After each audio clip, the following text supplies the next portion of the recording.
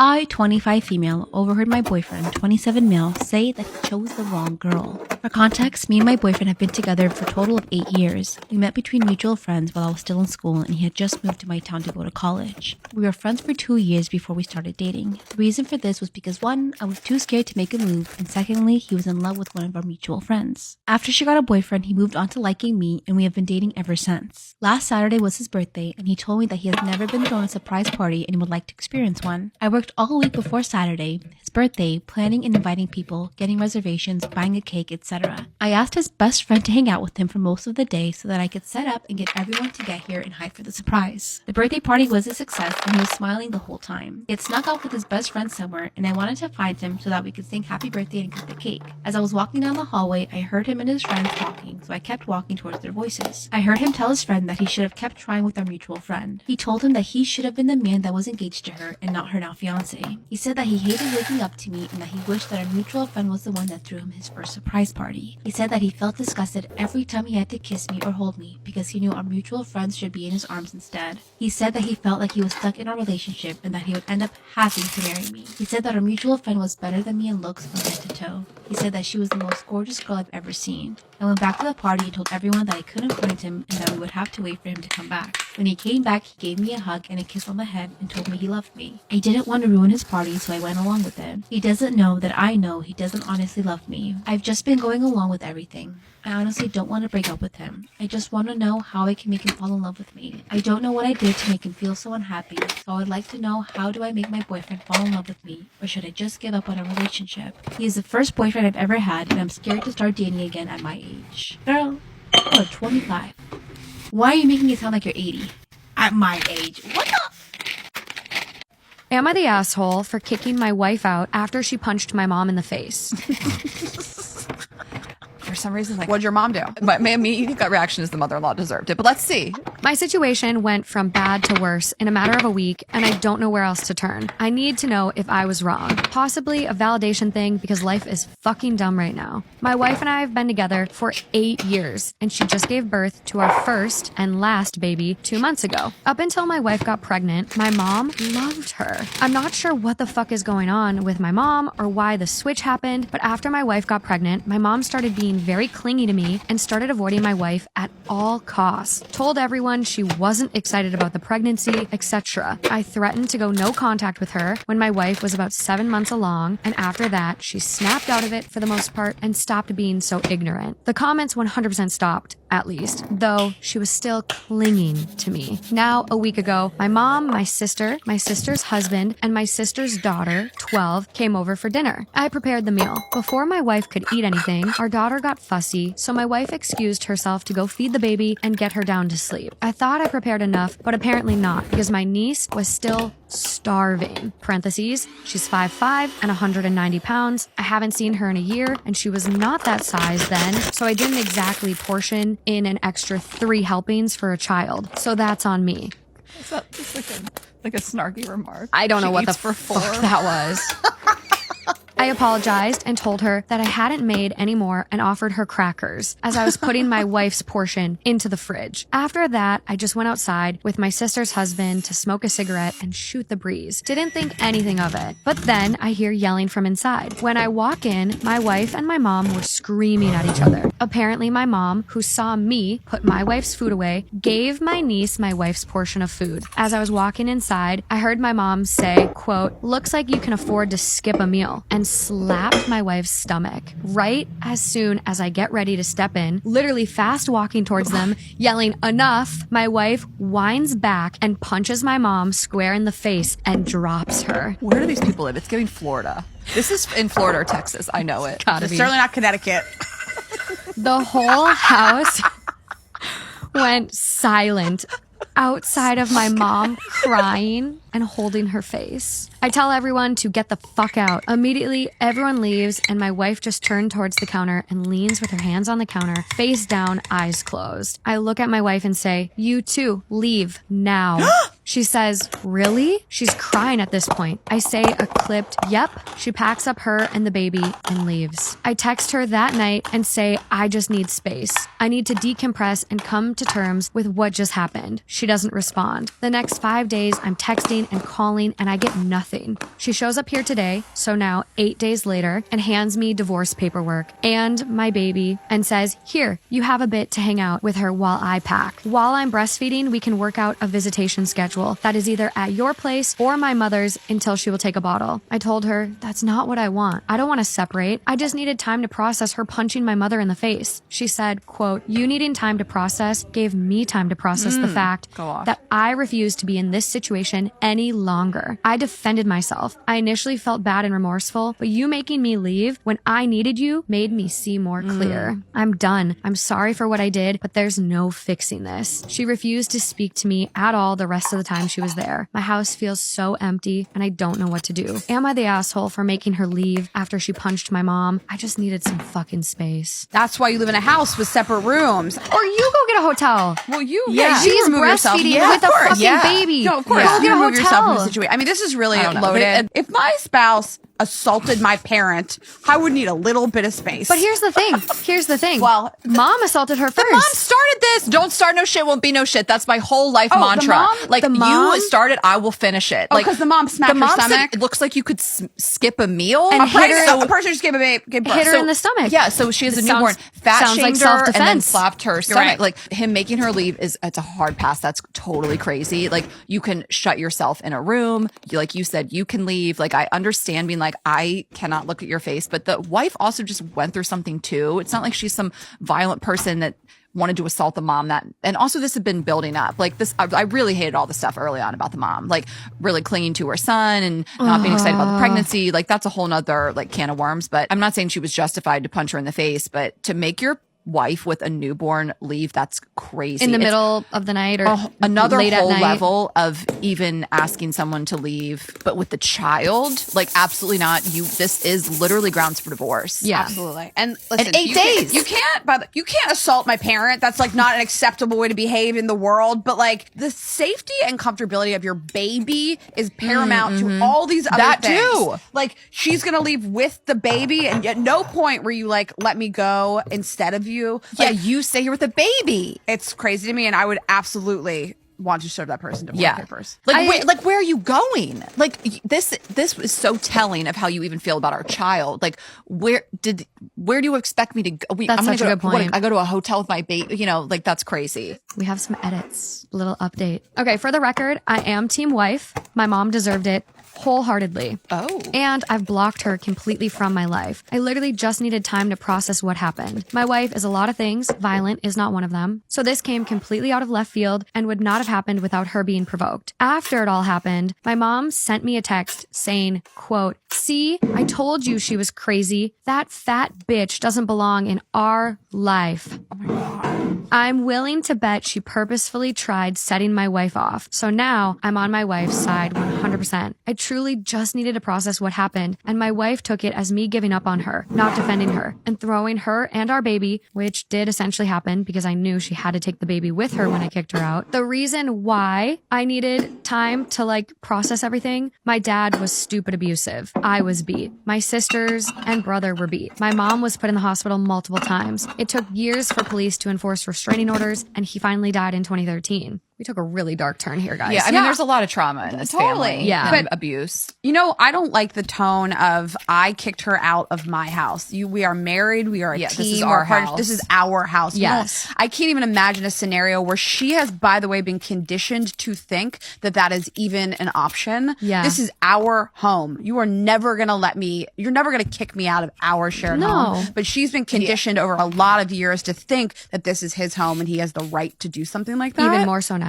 I have a going shred of forward, sympathy this would be for him. hard. I don't know. He's got some self-awareness. I do like that he early on really tried with the mom. It seems like he was on his wife's side even back then. He recognized the mom for what she was doing. He wasn't able to really enforce those boundaries, obviously, but he's not the worst. And then you hear about his traumatic past and he's operating out of a different mindset than someone who hasn't experienced something like that. But still, it's not okay, of course. The baby changes things for me also. Yeah. If if somebody assaulted my parent, I do see a scenario in which I'm like, you get the fuck out. You know, like No, it's a baby for me. it's the baby. That's what I'm saying. The baby changes things for me because it endangers the safety Such of a a vulnerable child. state. I do see a world in which like my partner assaults my parent, and I'm like, you need to. I'm not leaving. You're leaving. Your wife is like in this crazy state. She just punched your mom. Is she able to care for her little baby right Totally now? that like, too. Like mentally, she might need a reprieve as Right. well. And now you're throwing her out, putting the baby with her on top of it. Like you're a fucking like Yeah, what? I think that also like trauma brain is not something I understand. I came from a household where I felt physically safe at all times. I was never at risk of losing my home or my safety. So I don't really understand like the brain of somebody who's been traumatized like this physically their whole life. Yeah. So like Ashley said, I do have sympathy for him because it's you just go into this like fight or flight mode. Yeah. And you're like, I have to not be in this situation.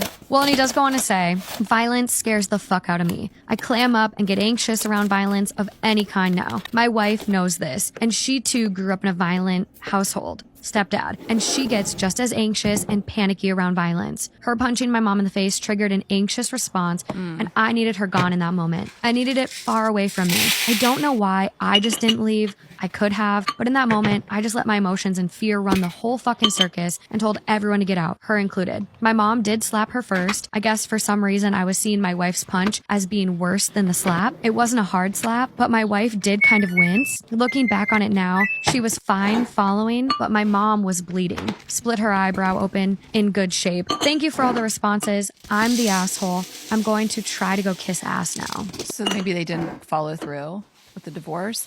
I don't know. I like, you can really feel the remorse and, the owning of the mistake. So the wife has to run the tape on the relationship up until that point. Just, think if she wants to give him a second chance, I wouldn't be mad at it. I would be fine with either. I do like his response to this. But some people just are good at apologizing. And so, Yeah. like you said, she has to just kind of take stock of what has happened in the past. And can we afford therapy? Can we use some tools to kind of work through this, figure out how to communicate? Am I wrong for being upset because my wealthy best friend wouldn't let me borrow $5? My best friend and I have been friends for nearly 7 years. When we first met, she was struggling financially and lived paycheck to paycheck. At one point, her car broke down and she had no transportation to work.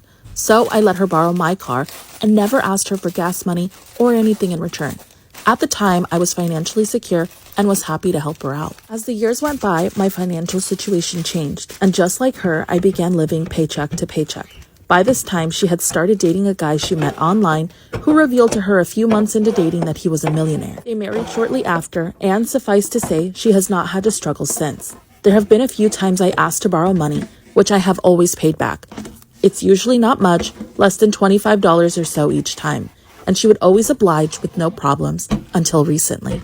The last couple of times I asked to borrow money, she said she didn't have it, which I found odd. But then I asked to borrow $5 and she said the same thing, and I thought it was odd that she told me she didn't have $5 to spare. I know that ever since she got married, her brothers and a couple of other friends have tried taking advantage of her newfound wealth by asking to borrow money they never paid back, and having her bail them out of situations they put themselves in, and that have cost her a lot of money. I started to think that maybe I had forgotten to pay her money back that I owed her at some point, so I reached out to ask her if that was the case. When she told me that wasn't the case, I told her I felt hurt because it felt like if I needed her help with something, that I couldn't reach out for help because she couldn't even let me borrow $5. She replied and said that just like her brothers, I needed to learn how to budget my money better, and that she can't be the one to bail everyone out.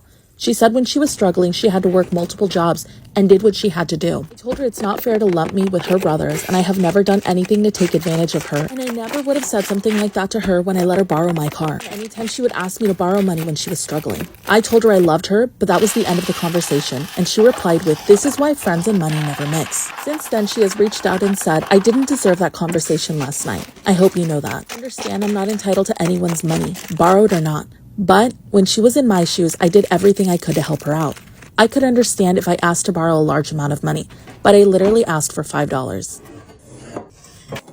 I accidentally cheated on my boyfriend with my crush. Disclaimer, this is not my story time. Follow me on Instagram. And if you want more story time, subscribe to my YouTube channel. My boyfriend is the definition of tall, dark, and handsome. Here's a little backstory. We met through friends, and he's been chasing me for months. We met at my best friend's birthday dinner, and that very same night, he asked me out. At first, I thought he was being super aggressive, but then I found out that he'd had a crush on me for months now. Apparently, he'd seen me on my bestie's Instagram. And since then, which was months ago, he kept asking my bestie to set us up. But bestie knew that I was not looking for a boyfriend. Okay, so there's this guy that I had a crush on. He and I worked together, and he was in charge of training me. After a week, I literally fell in love. But that's when I found out he had a girlfriend. And believe it or not, I was actually heartbroken. This led me to swearing off men. I really just wanted to focus on myself. I did not want to go on dates. I deleted all my apps. And that's why my bestie never told me about this guy. Okay, so fast forward a few months. I meet my now boyfriend at dinner. Like I said, he was aggressive. Then my bestie told me why. So I decided to give him a chance. This man was so devoted to me. He took me on a date every day for 2 weeks. By the end of the 2 weeks, he asked me to be his girlfriend. And how could I say no? In this dating economy, what man is going to plan 2 weeks worth of dates and pay for everything and be attractive and treat you like a queen? Then guess what? Next day I show up to work. My crush tells me that he found his girlfriend cheating on him and that he liked me.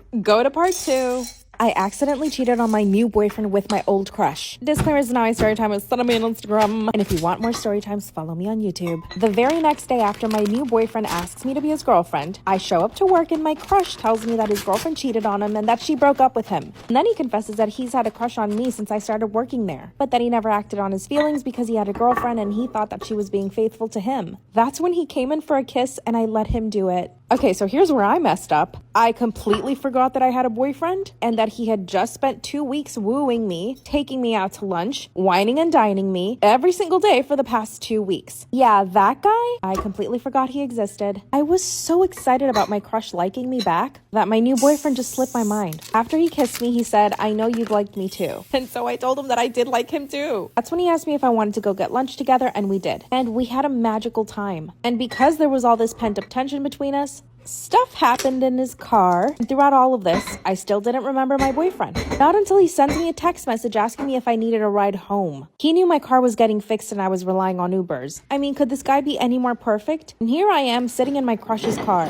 But it gets worse. I tell him, sure, come pick me up from work and take me home. But when he does, my crush sees me getting into the car with him. Go to part 3. I accidentally cheated on my new boyfriend with my old crush. Disclaimer, this is not my story time. Send me on Instagram. If you want more story times, follow me on YouTube. So after I've cheated on my boyfriend, he comes to pick me up from work to take me home. And when I'm getting into my boyfriend's car, my crush, who is my coworker who I just happened to hook up with, sees me getting into my boyfriend's car. Of course, my boyfriend and I drive off, thank God. This man texted me right away and said, "You didn't tell me you had a boyfriend." My stomach drops instantly. He's right. I didn't tell him that I had a boyfriend because at the time that I was hooking up with him, I didn't even remember I had a boyfriend. Remember, my boyfriend had asked me to be his girlfriend just the day before. He was so angry, he sent me another message. It said, "Don't talk to me again. I'm blocking you, and I'm going to try to get you transferred to another location." I could not speak. I just burst into tears. My boyfriend, who's sitting right next to me, asks me what's going on. And that's when I confessed it to him. I told him that I accidentally hooked up with my coworker, who I'd had a crush on. That's when he stops the car and demands that I get out. He said my coworker did the right thing. Then he told me to delete his number and just drove away. So not only did I lose my new boyfriend, but also the crush that I'd been crushing on for months. So I did the logical thing. Showed up to my boyfriend's apartment that night and begged him to take me back.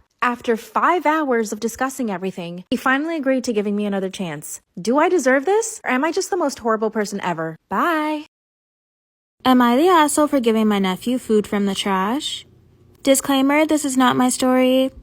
I took my daughter, 2 female, and my nephew, 5 male, to the park. I packed them both lunches. On the way there, he asked for McDonald's and I said no. I'm on a budget right now and I probably would have said no anyway because I don't like wasting food. He argued and I explained that I packed him a lunch a few times before finally telling him we're going to end the topic and putting on some Disney music for both of them. At the park, I was distracted for a second and he came up to me and said he was hungry. I told him to eat his lunch and he said he already did.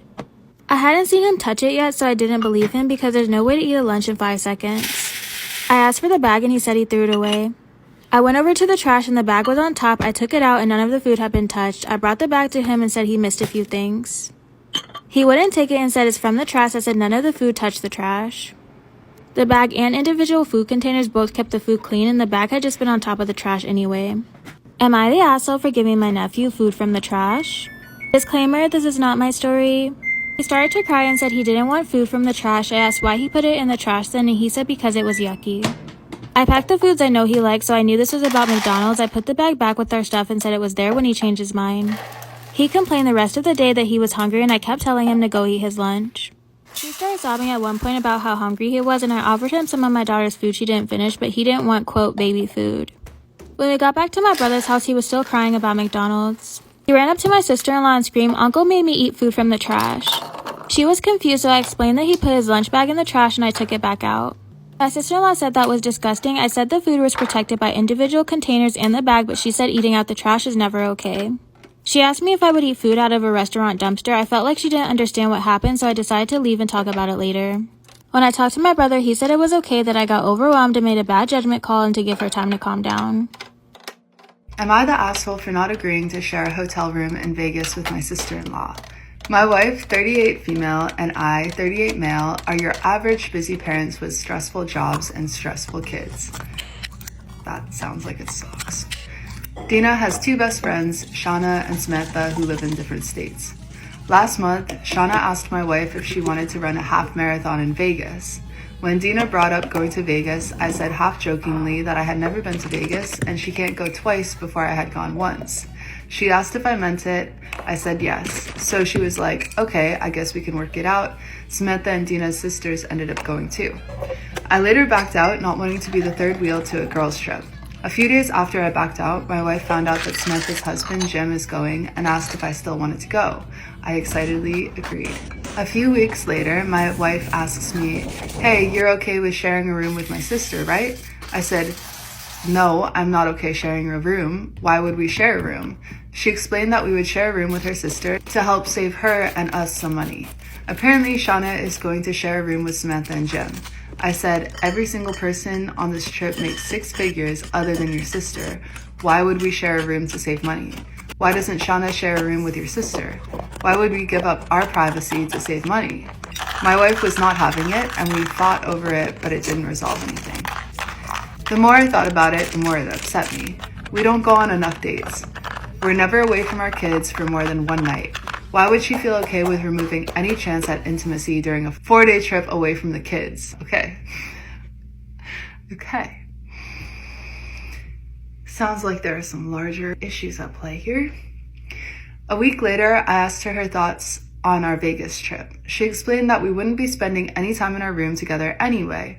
Her last girls' trip, they never spent any time in their rooms. They only used their room to crash. This is a girls' trip, and Jim coming along meant that I would have someone for me, but it didn't change that this was a girls' trip. I argued that having our own room and privacy doesn't change the trip at all. Not sharing a room wouldn't change the dynamics of the trip, but it would at least create the opportunity for there to be intimacy between us, and that was important to me. Again, she wasn't having any of it. During the argument, my wife admitted that she had agreed to share a room before she had even asked me. She said someone had suggested it in their text thread, and she replied, I don't care. We didn't talk for a couple of days after that fight. That's a red flag in your relationship. Just saying. When we warmed back up to each other, she told me that she had told the group we wouldn't be sharing a room any longer. She thinks I'm the asshole because I forced my will on her. I think she is the asshole because she agreed to share a room without consulting me, tried to sell me on why that was okay, and ignored the importance of intimacy in our relationship. Am I the asshole? Today's secret comes from Naomi. I have a secret I have really been battling with. To tell you this story though, I need to go back a bit. I never grew up around much money. My parents struggled to hold down jobs, so they worked eclectically and casually. I always remember feeling stressed about money when I was younger. Even when I was tiny, I could feel the anxiety in our home about when the next paycheck would drop. I also grew up really close to my godfather. Let's call him Lex. Lex was like a third parent of mine. You know how they say it takes a village to raise a child? Well, he was a core part of that village. He was an old friend of my parents and didn't really have any kids of his own. I say really because he did have one kid, but they were estranged because Lex's ex-partner left him and moved away when their baby was young. So it was just me. My prediction is that this other kid comes back into the fold somehow. Oh, clever. Okay. Am I right, Eilish? Actually, don't tell me. You're about to find out in literally 2 minutes. I'm so impatient. Lex and I were really close. He taught me how to drive. He'd take me on weekends away if my parents were working, and he literally fed me on nights when he knew there wasn't much food in our pantry. When I turned 20, it became clear that Lex was really unwell. I was devastated. Over the next 8 years, I cared for him like I would a parent. For stretches of time, I moved into his house to look after him. I drove him to appointments and liaised with his doctors. Of course, my parents helped too, but if I'm honest, I believe in my 20s, I became Lex's primary caregiver. It was an open conversation throughout the 8 years of Lex's declining health that I would be the sole beneficiary of Lex's estate. He wasn't what you'd call wealthy, but he did own a modest apartment that didn't have a mortgage. I come from Sydney. Owning an apartment without a mortgage is like being a millionaire. That ain't modest anymore. I never cared for Lex because I knew his money would one day be mine. However, I'd be lying if I said I didn't think about my future with this money on my mind. I knew that one day I'd be able to buy a house or a car or look after my parents financially with Lex's nest egg to fall back on. I don't think many people could not let that knowledge change how they approach and consider their future. Last year, Lex passed away. Though it wasn't a shock, I really struggled with his death. The grief felt overwhelming. When it came time for Lex's executor to contact the beneficiaries, it became clear that I was left off the will entirely. I was in shock. I was prepared to come into quite a bit of money upon his death and had planned for that. Suddenly, this was no longer my reality. I hope this doesn't sound awful, but this has compounded my grief even more. Not only am I now grieving Lex, but I am also grieving the life I was promised after he died. Am I a horrible person? Oh gosh. First thoughts, no. I mean, my first thought is maybe an unfair one because I don't want to speak ill of the dead. But what are you doing, Lex? You can't promise someone over the course of what? 8 years that you will get his entire estate and then just not do it in the end? Yeah. That seems super dodgy, but also, like, rest in peace. I don't know. I know. Am I the asshole for telling my wife to be less emotional when cooking? Okay. All right. Well, okay. All right. You got me. I'm already enraged. You got it. That's all you got to post. Should I continue? You're the asshole. Yeah. Earlier today, my wife texted me that she found a recipe in a magazine she was reading last week and that she wanted to try making it. Okay. She insisted on stopping by the store on her way home from work to buy the ingredients. This annoyed me because I had planned out the meals for the week, and I have previously requested that any deviation from this schedule Are you kidding be me? communicated to me at least 1 week in advance. Nonetheless, I let her try to cook. Try to cook is funny. So, are you cooking? Is it like you thought you were going to cook and now she's going to cook and you're upset at the change? Or is it that you're like, this is what we cook and you're being emotional about this? You didn't give me a week deviation to tell me in advance to tell me what we're cooking. If I'm at a corporate job and my job is like, you need to give me 60 days notice for when you're going to be out of work, and I come home and my husband is like, you need to give me a week's notice to eat something different. Yeah, it's like, what? I'm going to explode. Yeah, like, I don't need to give everyone notice of when I'm going to do everything. Sometimes plans change. Sometimes within you gotta a week. be spontaneous, yeah. When she got home, she got right to work, chopping vegetables, boiling water, etc. I work from home and I needed to finish a few things, so I left her to cook in the kitchen. About an hour later, my wife came and got me. She led me into the kitchen and seemed very pleased with herself. It smelled and looked delicious, and she had even poured us glasses of red wine and lit some candles. That's sweet. From the first bite, though, I knew that something had gone terribly wrong. She had made a chicken and noodle casserole, and it tasted very salty, almost like pickles. I spat out my forkful and calmly but firmly asked her what she had done. What have you done, woman? Very calmly. What have you done? What have you done? What have you done? I was struggling to get the taste out of my mouth. And then I realized it had been poisoned, and she went, aha! She walked up to the recipe and deciphered that she had added 1 tablespoon of salt instead of 1 teaspoon. Oh. That's okay. That's, okay. I mean, how much did you... Okay, That's a marginal... That's a marginal, I guess, issue. Maybe it's not. I don't know. I reminded her that if she had controlled her emotions, she wouldn't have sped through the recipe and likely wouldn't have made such a silly mistake. My wife turned red and looked down at the floor. All she could muster was, I just wanted to do something nice. I got up from the table, scraped the inedible food into the trash, and ordered a pizza. At this point, I was in no mood to return to my original food schedule. You should have asked for a week, though, notice, for ordering pizza. What is this about? For being emotional and cooking.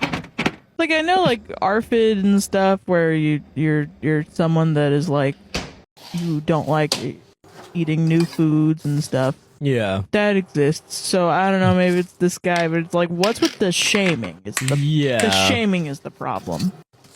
That she tried a new thing. You didn't say, hey, let's keep to our schedule like I said. Yeah. You know, maybe we could do this next week. That's a good compromise. If you really need a schedule. If you need to stay in, yeah.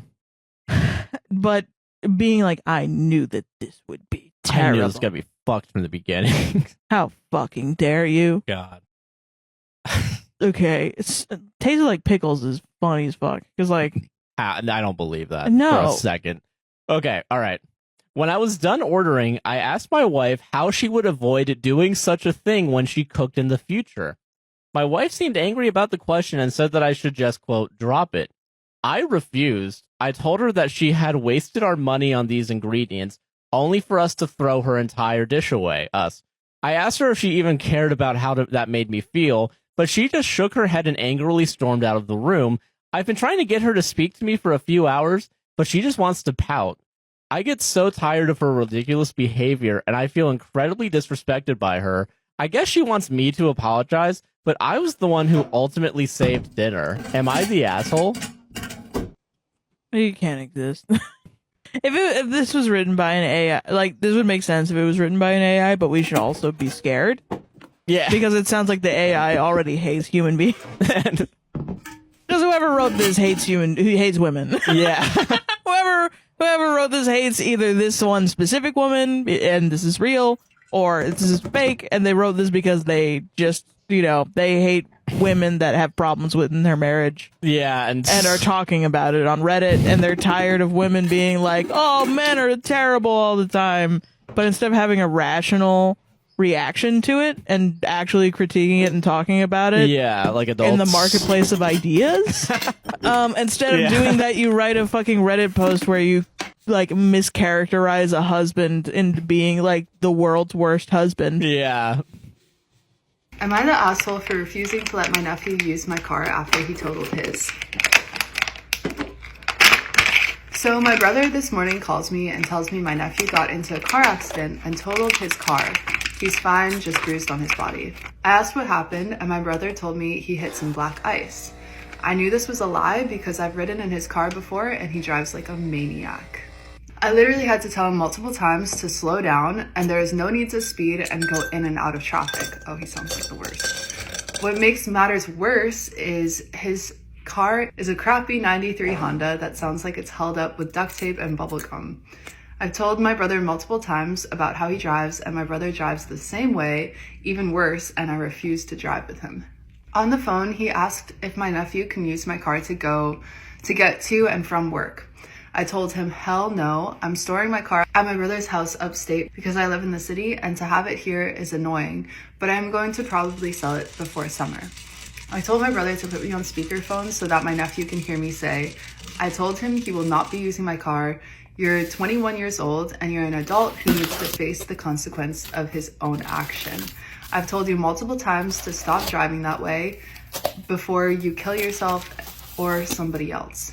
You're lucky you didn't die. What a What world do you live in to think that you can just total your car and then get somebody else's?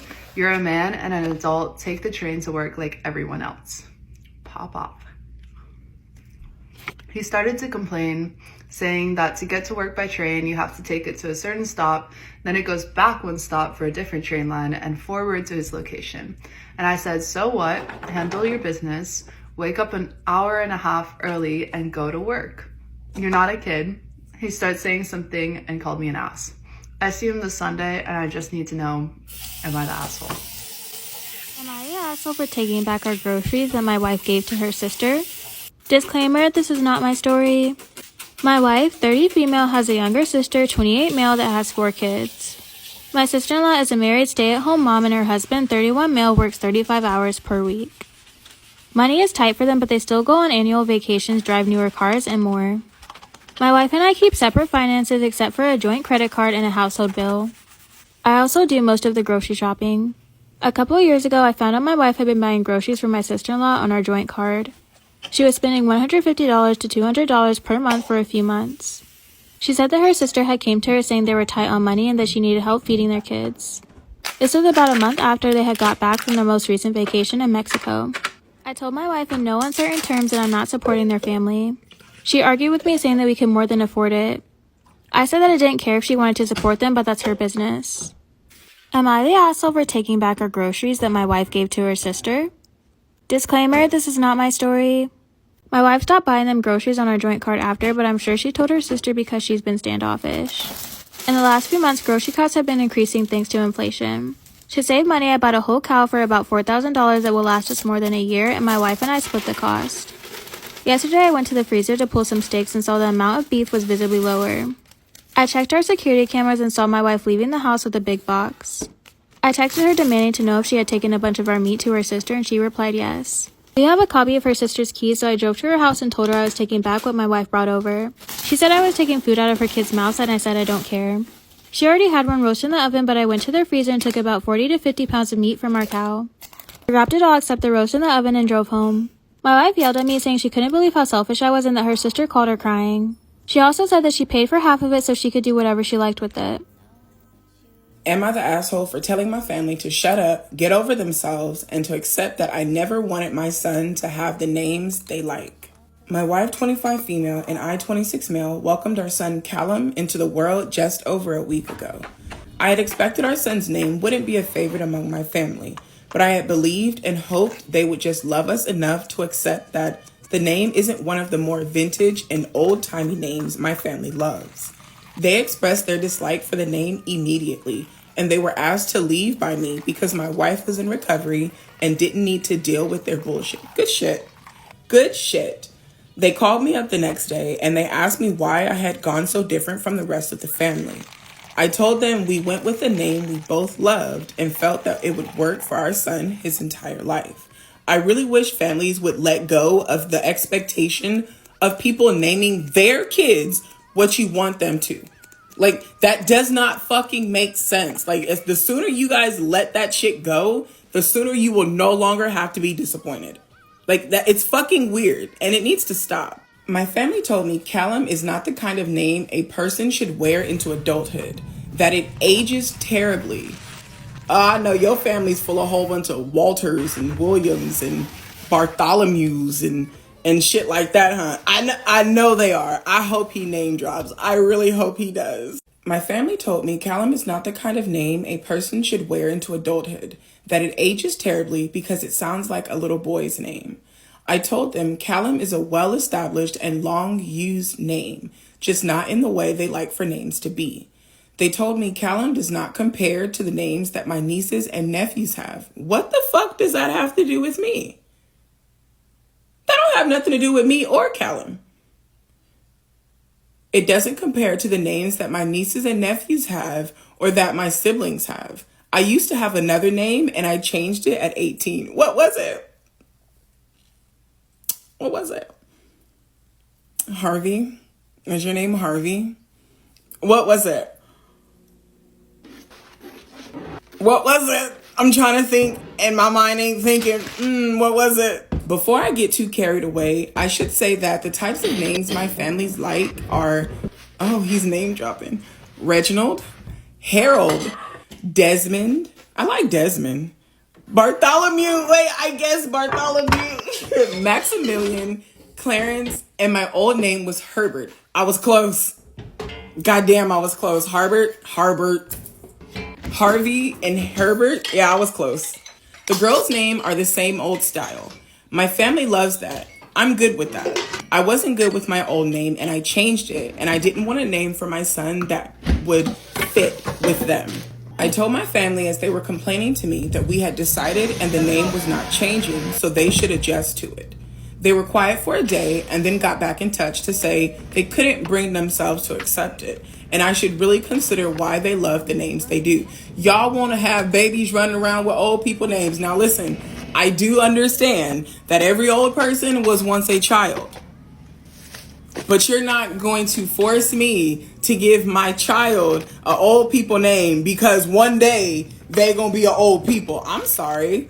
No, I do not want my newborn to be named fucking Harvey. I don't. This is my little baby Bartholomew, and they probably call him Bartholomew. Like, no, I'm sorry. I can't. Reginald, I cannot. I'm not. Listen, and if there's anybody in the comments, there's any Bartholomews and Reginalds in the comment section, if you take it personally, that's on you, because I'm not coming for you. I'm saying my personal preference, I'm not naming. Apparently, OP's preference too. I'm not naming my baby an old people name just because the baby gonna be old one day. No, I'm not doing it. And your family's fucking weird. We love the names that we do because it ages so well. Okay, well, say hello to Callum, and when he becomes 95, guess what the fuck his name gonna be? Goddamn Callum. Here lies Callum. He lived till he was 95. Accept it. Move on. My family said I damned myself when I changed my name, which is now Jamie, but I shouldn't do that to my son. When I didn't budge, they declared they were gonna talk to my wife. I told them no way in hell are they gonna bother my wife with their crap when she's newly postpartum. We got into a fight, and I told them to stop calling if they couldn't let it go. They showed up yesterday to see our son again, and I wasn't going to let them inside. But my wife, who knows what's been going on, thought maybe seeing Cal again would calm them down. It didn't. They started on the name shit again, and they did attempt to go through my wife, which is when I may have stepped over the line. I told them to shut up and get over themselves about the name, because my wife and I love it, and we're not changing it for them. And they need to accept I never wanted my son or any kids I have to have names they like. I told them they knew that from the time I went through the effort and cost to change my own name. I told them they had gone too far trying to pester my wife after being warned not to. They said I didn't need to be so rude to get my point across, and I believe I did.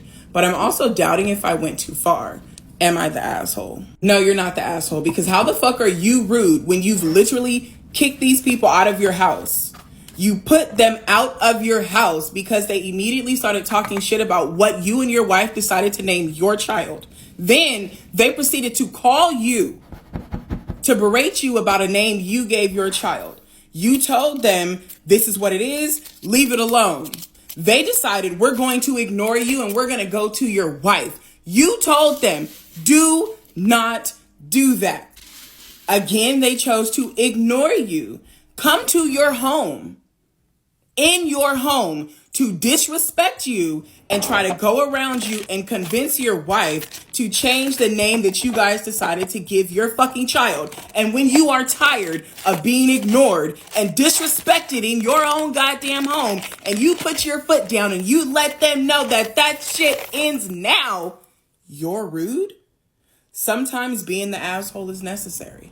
Your family fucking sucks, and I do not think they need to be around you, your wife, or your baby. Your wife is postpartum. She should not be having to deal with this shit right the fuck now. You guys should not be having to deal with this shit at all. At fucking all. You decide what you name your child, because this is your goddamn child. Everybody else's opinions and shit don't fucking matter. They do not matter. Your son is just over a week old, and instead of celebrating with your family, you were having a knockdown, drag out goddamn fight over what the parents of the child decided to name him. It is time for you to distance yourself from these people.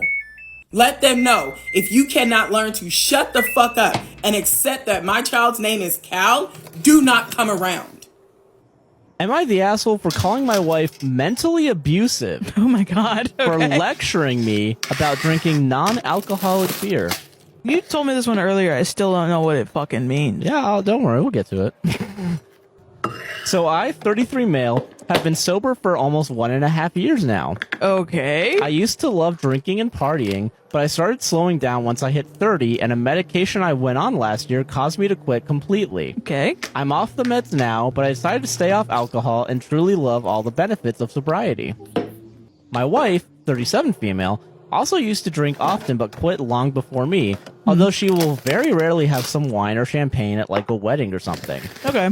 In the 400 plus days of my sobriety, I've enjoyed probably 20 or less non-alcoholic beers. Okay. She recently turned me on to Corona non-alcoholic. If you put a lime in it, you truly can't tell the difference. I highly recommend it to anyone as an alternative. I actually might try that. I love Coronas. I just had a birthday recently, and the only thing I asked her for was a 6-pack of said non-alcoholic beer, which she got me. Some people came over Friday night for pizza and to hang out. We didn't have any lime, so I just stuck to water all night. Fast forward to this past Sunday, Cinco de Mayo, she decides to make us a Mexican-themed brunch. While we're eating around 11 a.m., I decide that a Corona non-alcoholic would pair very nicely with our meal, so I crack one open and put a lime in it. She then gets very serious all of a sudden and tells me she doesn't want her 1.5-year-old child seeing people drink alcohol in the morning. It was so comical to me that I started laughing. He doesn't know the difference between that and a bottled soda. We're raising him in a sober household. In my experience, it's actually very common to see an adult have some kind of alcohol with brunch on occasion. Not to mention kids are going to do whatever they want, especially if their parents are too strict. Anyway, I wasn't even angry at this point, and I guess this rubbed her the wrong way, but the whole situation was so funny that I said, quote, "This is hilarious. I should make a comedy sketch about a guy who's such a wuss that his bitch wife won't even let him drink a non-alcoholic beer for his birthday." Wow, okay, alright. Okay, guy. I did warn you earlier there was going to be a left turn here. Wow. And, I was really like, I'm proud of you. You became sober. That's and a then good I was thing. like, you know, this is kind of a nuanced argument because I can see Yeah. her side. I get it. Yeah. And then you essentially called your wife a bitch. Yeah. But it's just a joke. And it was a gentle joke. Whoa. Whoa. Okay, all right. I didn't even mean that she was a bitch.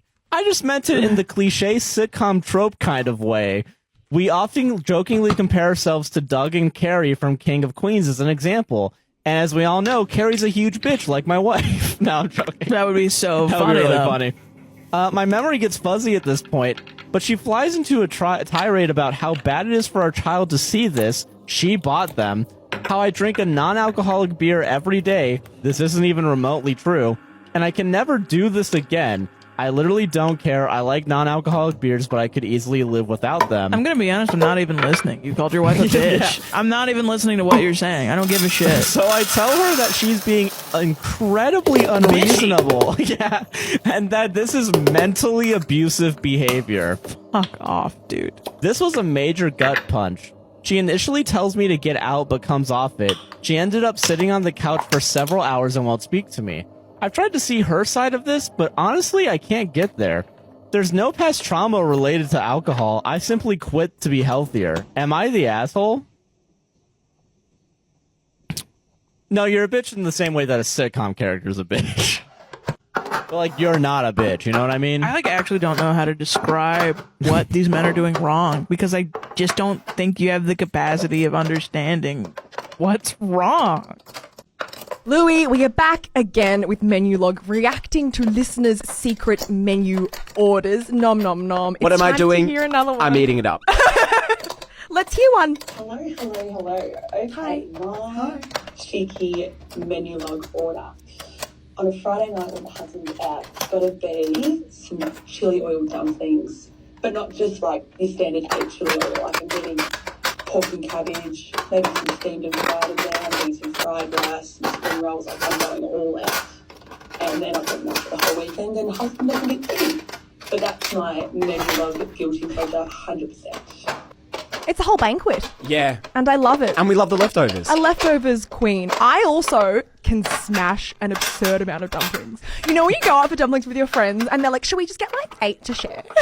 And I'm like, oh, this is sounding so pick me of me, but I genuinely have grown up. Me and my sister would like compete as to how many dumplings we could eat. So like this gal gets it. She gets it. I love it. I, as a celiac. I'm so sorry. This must be so triggering for you. As someone who can't actually have dumplings most of the time, my tummy, no. But my heart, yes. My heart is with you. And I'm sure if you scroll menu log, you'll be able to find something gluten-free for the celiac friends out there. For the celiac girlies, we're flying the flag. We love. All you have to do is head to www.menulog.com.au. Do it or download the Menulog app and enjoy your glutinous or gluten-free meal.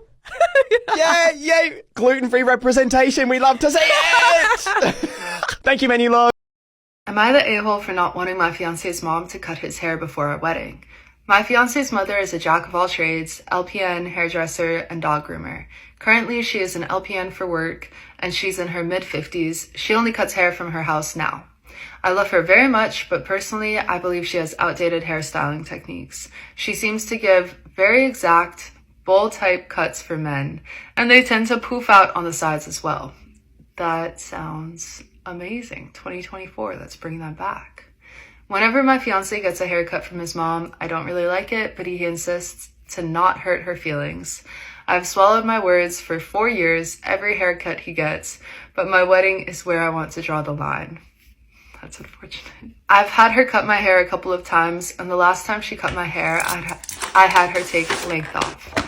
I am biracial and have curly hair, so I've asked her to kind of leave more than she would normally for straight hair. I woke up the next morning and my hair was poofy as a poodle. I looked like Dora pretty much. It was shorter than chin length, and I wanted it to touch my shoulders. That was the first time I have ever received an undesirable haircut. My mother is also a hairdresser, mid-40s, and it is her main source of income. So it was very devastating for me. You are an angel for even letting her try to do that, and I'm sorry. It took me a year to grow out because of the issue with the length, and my bangs were also cut very short, way shorter than desired. Ever since then, I am honestly traumatized and I don't let her cut my hair anymore. That's a good idea. I never told her how I felt to spare her feelings, but I'm sure she knows I don't want my hair cut by her anymore since it's been over a year since she did it last. To add to this, his mother is very much a worry?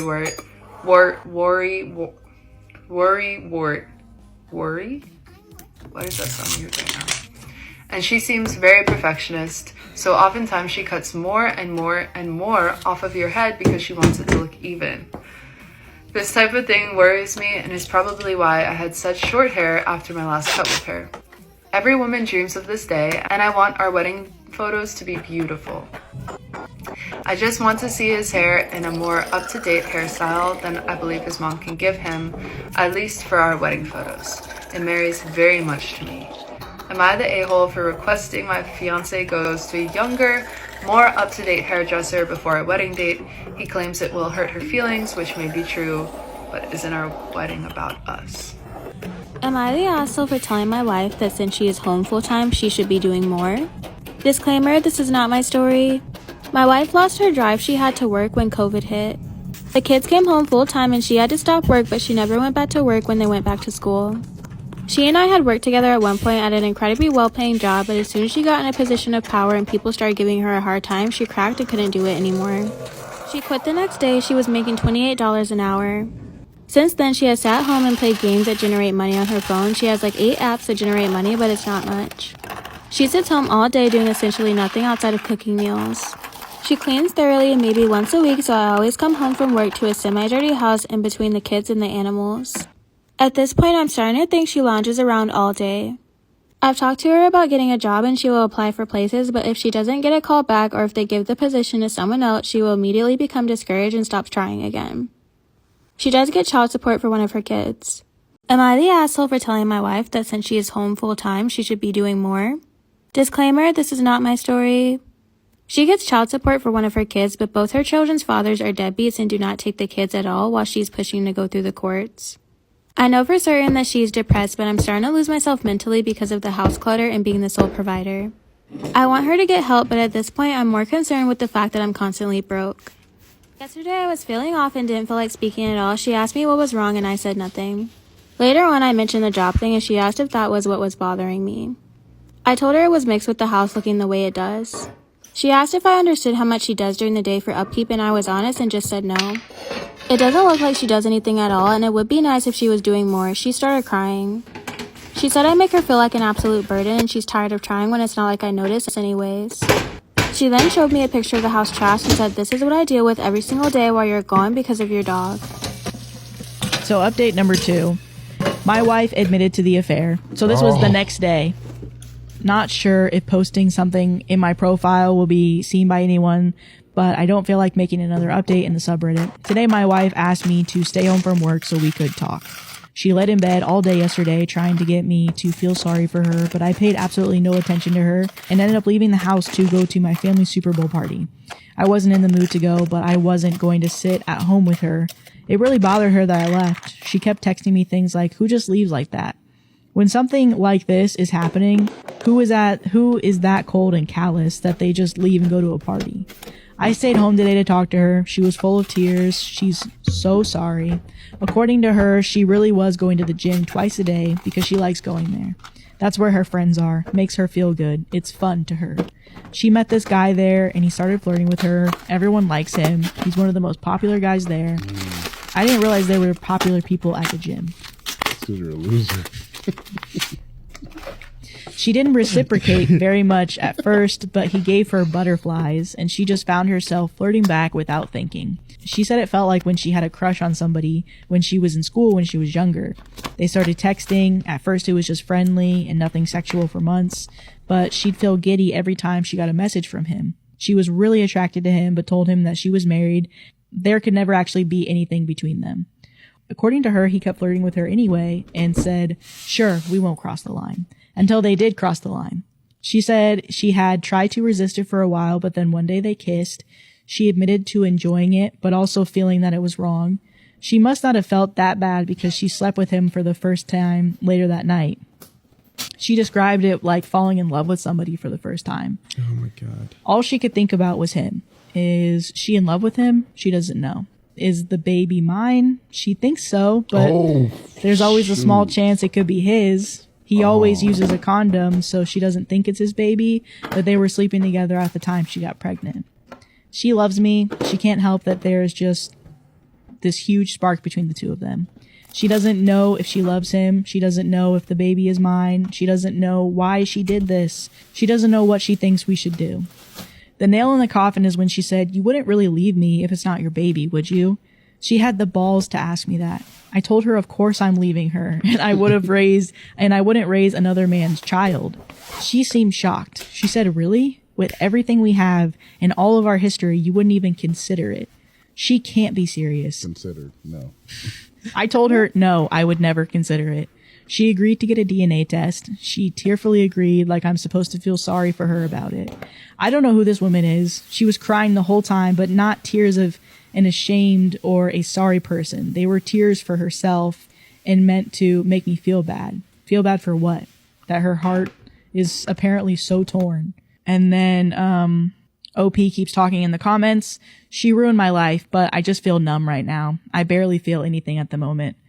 It would have been bad enough for her to have an affair and cheat on me, but she couldn't have stopped when she found out she was pregnant. At least I could have walked away if it wasn't for the pregnancy. Maybe I still can, but I won't know for sure until I get some test results. She's almost positive the baby is mine. I'm stuck dealing with her forever then. My child will grow up with divorced parents. Their mom will be the gym bike. Maybe she'll even take off to live near her family and take my kid with her. Oh, but then she couldn't be near me. The guy who gives her butterflies and fucks her in a gym changing room. The thrills, the excitement. How can I even blame her? And then he goes on to say more stuff, but I'll skip it. He's just really, really sad. And then about 10 days later is the next update. Okay. My whole life has been reduced to a trashy daytime talk show. The woman who was once my wife, who I considered a classy woman, has turned into complete trailer trash. Today she announced that she's moving in with her affair partner from the gym. She's pregnant. Might be his kid, might be mine. She's too embarrassed to go get blood drawn for a paternity test. She spent about a week trying to get my attention, to get me to talk to her, to get me to beg her to be mine. I didn't fall for any of it. I've largely been ignoring her, and when we have to speak, I keep it very brief. We've been living together this whole time, but I'm in a different room now and functioning separate from her in all ways. So, her pouting and trying to get me to pay attention to her and give her a gold star for not going to the gym for 5 days in a row didn't work. Today she texted me to say that she's moving in with him. Somehow, I still care about this person. I've already met with a lawyer though.